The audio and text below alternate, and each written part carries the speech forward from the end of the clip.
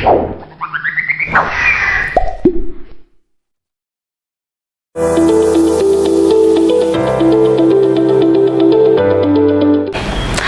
Everyone, welcome to Scholarly. विद्यार्थी मित्रांनो, स्कॉलरलीमध्ये तुमचं स्वागत. असं म्हणतात, जननी जन्मभूमीश्च स्वर्गादपि घरी असी. या वचनाचा अर्थ आहे जननी अर्थात आई आणि जन्मभूमी जिथे आपण जन्म घेतला ती भूमी स्वर्गापेक्षाही श्रेष्ठ असतात. आणि खरोखर हे वचन पाळतं कोण? तर आपल्या देशाचं रक्षण करणारे सैनिक खऱ्या अर्थानं हे वचन पाळत असतात. विद्यार्थी मित्रांनो, हे वचन निभावण्यासाठी किंवा देशाचं रक्षण करण्यासाठी या सैनिकांना मात्र आपल्या कुटुंबापासून आपल्या घरापासून खूप दूर राहावं लागतं, खूप दूर जावं लागतं. आणि ते कर्तव्य बजावत असताना कधी कधी कुटुंबाच्या बाबतीत जी कर्तव्य असतात त्या कर्तव्यांना सुद्धा त्यांना काय करावं लागतं? काहीसा फाटा द्यावा लागतो किंवा ती कर्तव्य थोडी विसरावी लागतात. आता आपला हा आज जो पाठ आपण पाहणार आहोत, खरं तर इयत्ता 6वीच्या पुस्तकातला आपण आज एक पाठ पाहतोय. पाठाचं शीर्षक आहे पण थोडा उशीर झाला. पण थोडा उशीर झाला या पाठामध्ये आपण अशाच एका सैनिकाची एक कथा पाहणार आहोत जो देशसेवेसाठी किंवा देशासाठी कर्तव्य बजावत असताना अगदी आपल्या आईला शेवटच्या क्षणी भेटू शकत नाही. काय होतं हे प्रत्यक्षात आपण त्या व्हिडिओमध्ये या पाहूयात. त्यापूर्वी जर तुम्ही अजून आमच्या चॅनलला सबस्क्राईब केलं नसेल तर नक्की सबस्क्राईब करा. स्कॉलरली एनहान्स द लर्निंग या चॅनलला आधी सबस्क्राईब केलं असेल तर खूप खूप थँक्यू. चला तर मग पाहूयात प्रत्यक्षात पण थोडा उशीर झाला.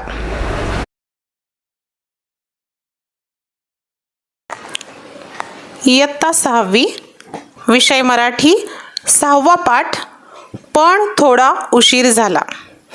लेखक आहेत संदीप हरी नाझरे. पाहुयात लेखकांचा परिचय. यांचा जन्म 1984 साली झालेला आहे.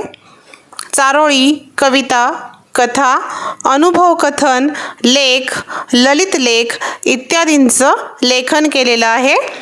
वज्रमूठ हा त्यांचा कविता संग्रह प्रसिद्ध आहे. विविध नियतकालिकांमधून साहित्यही प्रसिद्ध आहे. पाठाबद्दल थोडंसं. कारगिल सारख्या धगधगत्या तणावपूर्ण सीमेवर सैनिक म्हणून काम करणारा तरुण आपल्या आजारी आईला भेटण्याच्या ओढीने घरी पोहोचतो. पण त्याआधीच त्याची आई हे जग सोडून गेलेली असते. सैनिकांच्या मनातील देशप्रेम व आईबद्दलची ओढ असा भाव विभोर करणारा प्रसंग या पाठात लेखकाने चित्रित केला आहे. पाहुयात मग पाठ हा प्रत्यक्ष पण थोडा उशीर झाला.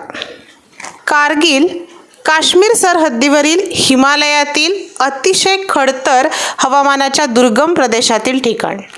या ठिकाणी सेवा बजावणे हे कोणत्याही सैनिकाच्या आयुष्यातील प्रचंड अवघड काम. अतिशय थंड हवामान आणि सतत धगधगणारी तणावपूर्ण सीमा. पण अशा प्रतिकूल परिस्थितीलाही पुरून उरणार नाही तो जवान कसला. इथला पावसाळा आणि हिवाळा जेवढा जीवघेणा तेवढाच उन्हाळा सुखावह आणि आल्हाददायी. उन्हाळ्यात पहाडावरील बर्फ वितळून पर्वतरांगा हिरव्या कंच रंगाने नटून जातात. जमीन अशी दिसतच नाही, जणू वसुधेने हिरवागार शालू परिधान केला आहे. असा रमणीय निसर्ग आमचे मन उल्हसित करायचा. या ठिकाणी आमचे हा जो शब्द आहे तो सैनिकांसाठी आलेला आहे. आपल्या पाठातील हा जो तरुण आहे हा कारगिल या ठिकाणी त्याचं पोस्टिंग आहे किंवा त्या ठिकाणी तो आपली सेवा बजावत आहे. कारगिल कुठे आहे? तर काश्मीर सरहद्दीवरील हिमालयातील अतिशय खडतर हवामानाच्या दुर्गम प्रदेशामध्ये असणारं हे ठिकाण. दुर्गम म्हणजे काय? तर जाण्यासाठी अतिशय अवघड असणारं, की जिथे जाणं सहज सोपं नाही असं हे ठिकाण. खडतर हवामान म्हणजे तिथलं हवामान हे अतिशय खडतर आहे. खडतर की त्या ठिकाणी जो हिवाळा आहे, हिवाळा हा जीवघेणा आहे. कारण हिमालयामध्ये असणारं हे ठिकाण आहे त्यामुळे तिथे प्रचंड हिवाळा असतो आणि त्या ठिकाणी पावसाळाही तसाच असतो. फक्त उन्हाळा जो आहे तोच काही सुखावह आणि आल्हाददायी असतो असं लेखक म्हणतात. सुखावह आणि आल्हाददायी असतो असं लेखक म्हणतात. आल्हाददायी म्हणजे सुखकारक, थोडासा आनंददायक. का बरं असतो सुखावह? तर उन्हाळ्यात काय होतं, त्या ठिकाणी पहाडावर असणारं जे बर्फ आहे ते वितळतं आणि पर्वतरांगा ज्या आहेत त्या सगळ्या हिरव्यागार होतात, हिरव्या कंच रंगाने नटून जातात. असं म्हटलंय, हिरव्यागार होतात, सगळीकडे हिरवगार होतं आणि असं वाटतं की जमीन जी आहे ती जमीन किंवा आपली जी वसुधा आहे, पृथ्वी, धरणी, ही हिरवागार शालूच तिनं काय केलेलं आहे, परिधान केलं आहे असं वाटतं. अशा प्रकारचा रमणीय निसर्ग त्या ठिकाणी आपल्याला उन्हाळ्यामध्ये दिसतो. उन्हाळा हा जो ऋतू आहे त्या ठिकाणी तसा तो प्रदेश हिरव्यागार त्या ठिकाणी सगळीकडे होऊन जातं आणि अतिशय रमणीय सुंदर असा निसर्ग तिथे उन्हाळ्यामध्ये दिसतो. बाकीचे जे 2 ऋतू आहेत ते 2 ऋतू मात्र अतिशय खडतर असतात असं लेखक म्हणतात. आता फक्त एवढं हवामान हाच तिथे म्हणजे चिंतेचा विषय आहे का, किंवा हवामानच फक्त खडतर आहे का? तर नाही. तणावपूर्ण सीमा जी आहे त्या ठिकाणी काश्मीर सरहद्द आहे, त्यामुळं तिथे सीमा किंवा बॉर्डर जी आहे आपली सतत धगधगणारी आहे असं म्हटलंय. त्या ठिकाणी ज्यांची ड्युटी असते, ज्यांची पोस्टिंग केलेली असते त्या सैनिकांना डोळ्यात तेल घालून आपली जी हे आहे ड्युटी आहे ती करावी लागते, कारण कधीही कुठल्याही क्षणी त्या ठिकाणी हल्ला होऊ शकतो शत्रूचा. त्यामुळे तिथे काम करणं हे तसं खरं तर खूप अवघड आहे. तर अशा ह्या तणावपूर्ण ठिकाणी बॉर्डरवर काम करणारे हे जे सैनिक आहेत ह्यांच्यासाठी ह्या ठिकाणाशी आनंद कुठला, तर फक्त उन्हाळ्यामध्ये तिथला जो निसर्ग आहे तो निसर्ग सुखदायक त्यांना उन्हाळ्यामध्ये वाटतो. बाकी 12 महिने ते आपलं काम अतिशय प्रामाणिकपणे करत असतात. मग मार्च महिन्याचे दिवस होते. बटालियनमध्ये 8-15 दिवसातून एकदा पोस्टमन येत असे. पोस्टमन आला की अक्षरशः इथं झुंबड उडे, सगळी बटालियन त्याच्यावर तुटून पडे. आपल्याला आलेलं पत्र वाचताना पोलादी छातीच्या सैनिकाचं मन चंद्रमण्यासारखं पाझरून कधी वाहू लागायचं ते समजायचं नाही. एकमेकांच्या पाठीवर आधाराची थाप पडायची आणि गावाकडच्या आठवणींना उजाळा देत पुन्हा नव्या जोशात आम्ही कामावर खडे व्हायचो. विद्यार्थी मित्रांनो, खरं तर सैनिक जे आहेत ते सैनिक आपलं काम निष्ठेनं बजावत आहेत. आपल्या देशाचं संरक्षण करण्यासाठी आपल्या कुटुंबापासून ते दूर राहतात आणि अतिशय प्रामाणिकपणे त्यांची जी देशभक्ती आहे तिला अजिबात तोड नाही कुठेही. कारण माणूस काय करेल की सगळ्या प्रकारचं आपण म्हणतो की आपण सगळं दान देऊ शकतो, परंतु प्राणांचंही दान देण्यासाठी जे मागे पुढे पाहत नाहीत असे फक्त सैनिकच आहेत. त्यामुळं इतक्या दूर आपल्या कुटुंबापासून ते राहत असतात आणि आपल्या देशाची खऱ्या अर्थानं सेवा ते करत असतात. मग अशा ठिकाणी मार्च महिन्यामध्ये ज्या वेळेला बटालियनमध्ये 8-15 दिवसातून एकदा पोस्टमन येत असे. बटालियन म्हणजे तुकडी, सैनिकांची तुकडी जी आहे त्या ठिकाणी 15 दिवसातून 8 दिवसातून एकदा पोस्टमन येत असे. पोस्टमन आला की त्या पोस्टमनवर सगळे तुटून पडत असत. कशासाठी? तर कोणाच्या घरून पत्र आलेलं आहे, पत्रामध्ये काय आहे, किंवा त्या पत्रातून थोडक्यात त्यांची कुटुंबाशी भेट होते एका अर्थानं, म्हणून त्या पोस्टमनची सगळे वाट बघत असत आणि तो आला की तिथे झुंबड उडत असे, गर्दी होत असे, सगळी बटालियन त्याच्यावर तुटून पडे. आपल्याला आलेलं पत्र वाचताना पोलादी छातीचा सैनिक, शत्रूची गोळी झेलणारा सैनिक छातीवर, असा तो सैनिक आपल्या कुटुंबाचं पत्र जेव्हा येतं त्यावेळेला तो काय होत असे, अगदी हळवा होऊन जात असे. त्याचं मन चंद्रमण्यासारखं पाझरत असे. म्हणजे त्याला इतकं घरच्यांची आठवण येत असेल. खरं तर त्यांना त्यांचंही कुटुंब आहे, घरात आई वडील असतील, बहीण भाऊ असतील, पत्नी असेल, लहान मुलं असतील, ह्या सर्वांच्या आठवणी एकाच वेळेस दाटून येत असतील आणि पोलादी छातीचा हा सैनिक सुद्धा त्या ठिकाणी अतिशय हळवा होऊन जात असे. मग अशा वेळेला आधारासाठी कोण होतं, तर ते सैनिकच एकमेकांना काय करत असत, आधार देत असत. पाठीवर आधाराची थाप पडायची आणि मग पुन्हा एकदा गावाकडच्या गप्पांना किंवा आठवणींना उजाळा देत सगळेजण पुन्हा नव्या उत्साहाने आपल्या कामावर हजर व्हायचे. बायकोनं पाठवलेलं अंतर्देशीय पत्र घेऊन मी बंकरकडे वळलो. पत्रावर तिच्या आसवांच्या सुकलेल्या डागांशिवाय काहीच लिहिलेलं नव्हतं. पत्रात काही लिहिलं नसलं तरी ते बोलकं पत्र बराच वेळ मी वाचत बसलो होतो. इथूनच गावाकडे जाण्यातच सुट्टीतले 8-10 दिवस जायचे. गावाकडे गेल्यावर पाहुण्यारावळ्यांकडे जाणं येणं आलंच. त्यातच बहिणींचे रक्षाबंधन, भाऊबीज, त्यांच्या गावी जाऊन साजरी करणं, हे सगळं करता करता परतीचा दिवस कधी उगवायचा हेच उमगायचं नाही. तसं कारगिलसारख्या दुर्गम ठिकाणी कुटुंब आणणं कोणत्याही सैनिकाला शक्य नव्हतं. पत्नीची कधीच तक्रार नसायची. मी बजावत असलेल्या देशसेवेची तिला जाणीव होती. लेखकाला किंवा आपल्या ह्या पाठामधल्या सैनिकाला सुद्धा त्याच्या बायकोचं पत्र आलेलं होतं. तिनं पाठवलेलं अंतर्देशीय पत्र घेऊन ते बंकरकडे वळाले. बंकर त्या ठिकाणी बंकर म्हणजे भुयारासारखं एक हे करून ठेवलेलं असतं खोदून, जिथे सैनिक विसाव्यासाठी थांबतात. तिकडे तो गेला. पत्र उघडून पाहिलं. पत्रामध्ये काहीही लिहिलेलं नव्हतं. फक्त पत्रावर काय होते, तिच्या आसवांच्या खुणा होत्या. आसवांचे अश्रूंचे सुकलेले डाग होते आणि काहीही लिहिलेलं नसलेलं ते बोलकं पत्र पाहून त्याला सर्व काही तिच्या भावना पोहोचल्या. गाव खूप दूर होतं. गावाकडे जर जायचं म्हटलं कारगिलहून तर जी काय सुट्टी असते सैनिकांना, वर्षभरामध्ये ठराविकच दिवस त्यांना सुट्टी असते. तेवढे दिवस त्यांना त्यांच्या गावी कुटुंबाकडे जाता येतं आणि फोन आल्यानंतर किंवा निरोप मिळाल्याबरोबर त्यांना त्या ठिकाणी त्यांच्या ड्युटीवर रुजू व्हावं लागतं, हजर व्हावं लागतं. मग सुट्टी लागल्या गावी जाण्यामध्ये 8-10 दिवस सुरुवातीचे जायचे. गावाकडे गेल्यावरही जे काही नातेवाईक आहेत, पाहुणेरावळे आहेत, त्यांच्याकडे जावं लागायचं. वर्षातून एकदा सुट्टी असायची ही. आणि बहिणी असतील, बहिणींची रक्षाबंधन आहे, भाऊबीज आहे, त्यांना भेटून येणं, ती साजरी करणं व्हायचं.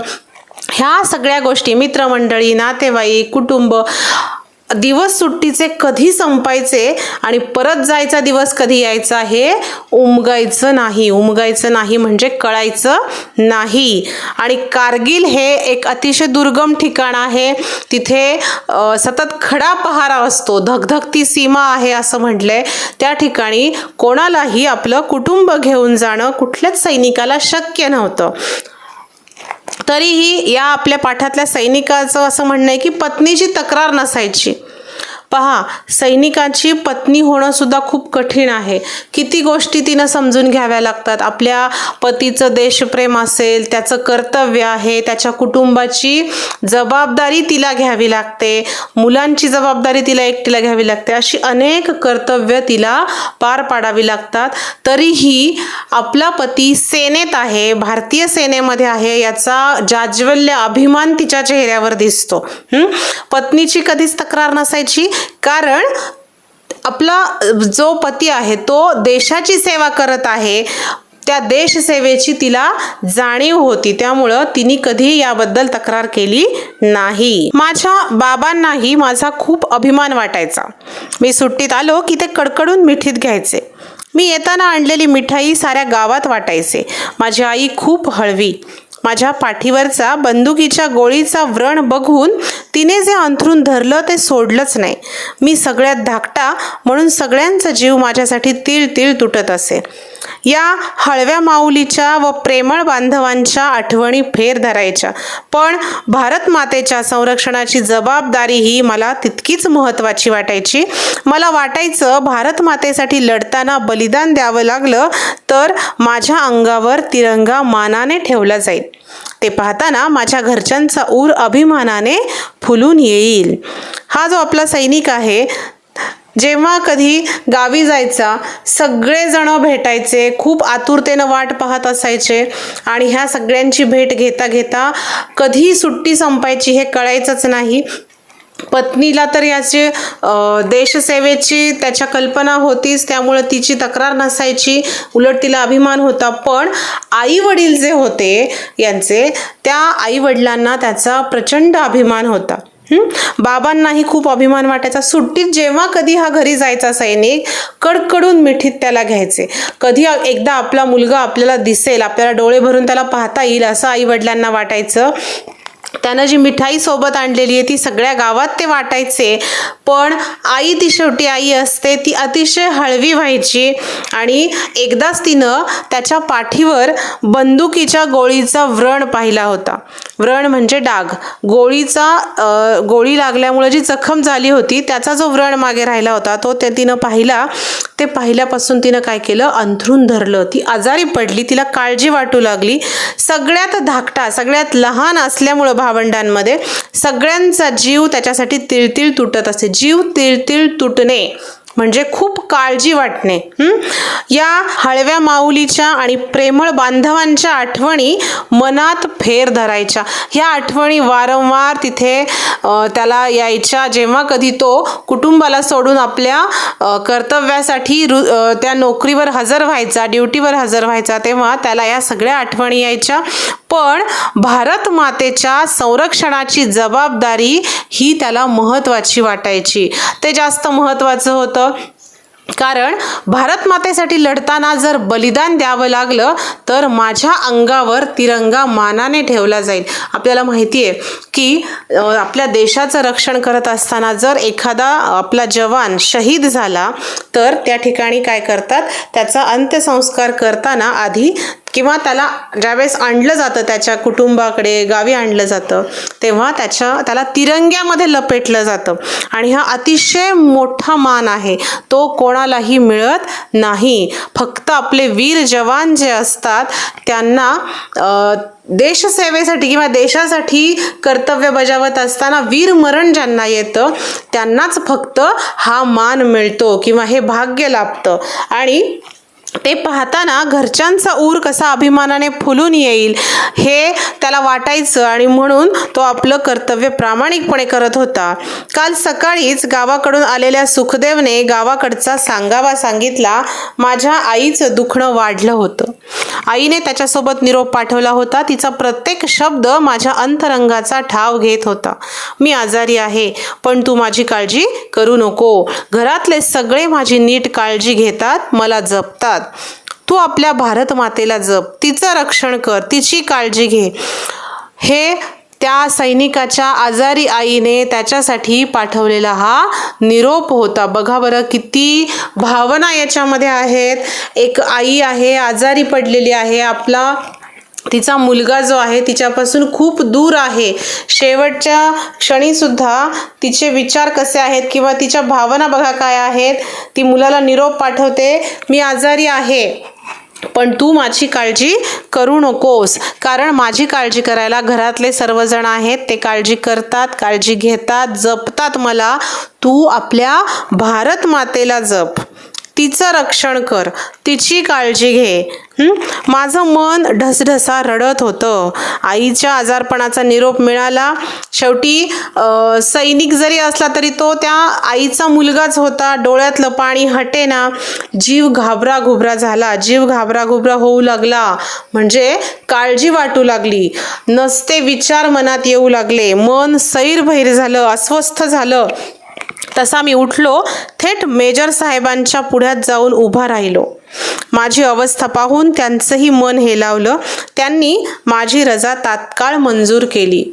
आईच आहे, आईला बरं वाटत नाहीये किंवा अतिशय तिला त्रास होत असेल, त्यावेळेला त्याची रजाही त्यांच्या साहेबांनी, मेजर साहेबांनी मंजूर केली. कसा बसा सामानाचा पसारा आवरून गावच्या वाटेला लागलो. 8-10 दिवसांचा प्रवास. वेळ सरता सरत नव्हता, रस्ता कटता कटत नव्हता. कधी एकदाचा आईला पाहीन असं झालं होतं. निघाला तो गावी आपल्या आईला भेटण्यासाठी. अनेक मनामध्ये विचार चालू होते. मन खूप अस्वस्थ झालेलं होतं. आपल्या आजारी आईला कधी एकदा पाहीन असं त्याला झालेलं होतं. आईचे ते खडबडीत हात आपल्या गालांवरून फिरावेत. आलं माझं लेकरू असं म्हणत आईनं कुशीत घ्यावं आणि मीही आसुसल्या मनानं तिच्याकडून लाड करून घ्यावेत असं विचारांचं काहूर डोक्यात माजलं होतं. विचारांचं काहूर म्हणजे अनेक विचार. सारखे मनामध्ये येत होते. सारखं वाटत होतं आईला भेटावं, आईनं आपले हात आपल्या चेहऱ्यावरून फिरवावेत, गालावरून फिरवावेत आणि आपल्याला कुशीत घ्यावं, माया करावी आणि आलं माझं लेकरू असं पटकन म्हणावं, असं अनेक विचार त्याच्या मनात येत होते. गावाच्या वेशीवर आलो तसं जो तो हातातलं काम सोडून कावराबावरा होऊन माझ्याकडे पाहू लागला. गावात तो शेवटी आला, गावाच्या वेशीवर आला आणि घराकडे निघाला होता. त्याला पाहून सगळीजण हातातलं काम टाकून त्याच्याकडे पाहू लागली. गावातल्या पाराजवळ पोहोचलो तसं काहीतरी विपरीत घडले हे मी ताडलं. कोणी काही बोललं नाही, परंतु लोकांच्या नजरा त्यानं ओळखल्या. विपरीत म्हणजे काहीतरी वाईट घडलेलं आहे असं त्याला वाटलं. हातातल्या जाडजूड ट्रंका तिथंच टाकून घराच्या दिशेनं धावत सुटलो. त्याला कल्पना आली काहीतरी वाईट घडलेलं आहे. हातात ज्या काही त्याच्या पेटी असेल, ट्रंक असेल किंवा सामान असेल ते सगळं तिथेच टाकलं आणि तो घराच्या दिशेनं धावत सुटला. गावच्या वेशीपासून माझ्या मागून येणारे गावकरीही धावू लागले. मी वाड्याच्या दरवाजातून आत पाऊल टाकताच बहिणी माझ्या गळ्यात पडून रडू लागल्या. शेवटी जे नको तेच घडलेलं होतं. वाड्याच्या दारातून आत जेव्हा पाऊल टाकलं, बहिणी तिथे आलेल्या होत्या आणि बहिणी त्याच्या गळ्यात पडून रडू लागल्या. भाऊबंद पडवीत ठिक्याच्या तळवटावर खाली माना घालून बसले होते. माझी नजर मात्र घरभर फिरत होती. माझी आई कुठे दिसते का? माझी आई कुठून येते का? माझं लेकरू आलं या तिच्या आवाजातल्या शब्दांचा कानोसा मी घेत होतो. तिच्या त्या थरथरत्या स्पर्शाला माझं मन आतुरलं होतं. पण यापुढं माझी आई मला कधीच दिसणार नव्हती. मी तिला भेटायला आलो होतो, पण थोडा उशीर झाला. वाड्याच्या आत गेल्यावर जे काय भाऊबंद होते सगळे खाली माना घालून बसलेले त्याला दिसले. ह्या सगळ्यांकडे त्याचं लक्ष नव्हतं. त्याची नजर फक्त एकाच व्यक्तीला शोधत होती आणि ती व्यक्ती होती त्याची आई, जिच्यासाठी तो धावत इतक्या दूरवरून प्रवास करून आलेला होता. आईला शोधत होता. आईचा आवाज कुठून येतो का ते पाहत होता. नजर त्याची फक्त आईचा वेध घेत होती आणि कान मात्र आईच्या शब्दांकडे लागलेले होते. पण आता हे काहीही घडणार नव्हतं. आई कुठेही दिसणार नव्हती. आईचा आवाज त्याला ऐकू येणार नव्हता, कारण तो जरी आईला भेटायला आलेला होता पण त्याला थोडा उशीर झालेला होता. त्याची आई आता या जगात नव्हती. खरंच विद्यार्थी मित्रांनो, एका सैनिकासाठी हा किती भावविभोर प्रसंग आहे लक्षात घ्या. एकीकडं भारत मातेचं रक्षण करत तो दिवस आणि रात्र तिथे सीमेवर तैनात असतो आणि दुसरीकडे त्याचं हे कुटुंब असतं. आई आहे जन्मदाती आणि ह्या दोन्हीच्या मध्ये त्याला निवड करणं खरंच अवघड आहे. निवड करणं अशक्य आहे. आणि अशा वेळेला जिथे जन्मदाती जी आहे आता तिचं पुन्हा त्याला दर्शन होणार नव्हतं. हे कर्तव्य बजावत असताना जेव्हा तो घरी पोहोचला तोपर्यंत काय झालेलं होतं, आई त्याला सोडून गेलेली होती. तिचं शेवटचं दर्शन सुद्धा त्याला घेता आलं नाही. आणि अशा ह्या प्रसंगांना आपले वीर जवान वारंवार तोंड देत असतात. कित्येक वेळा अशा घटना घडतात की कुटुंबासाठी ते वेळ देऊ शकत नाहीत, कारण आपलं कर्तव्य ते बजावत असतात. अशा ह्या वीर सैनिकांना आपण खरं तर मानाचा मुजरा केला पाहिजे, त्यांना सॅल्यूट केला पाहिजे. सलाम अशा ह्या सर्व वीर सैनिकांना. जय हिंद. विद्यार्थी मित्रांनो, तुम्हाला आजचा हा व्हिडिओ कसा वाटला हे आम्हाला कमेंट्स करून नक्की कळवा आणि येणारे व्हिडिओज पाहण्यासाठी स्कॉलरली सोबत राहा. तोपर्यंत take care and bye bye.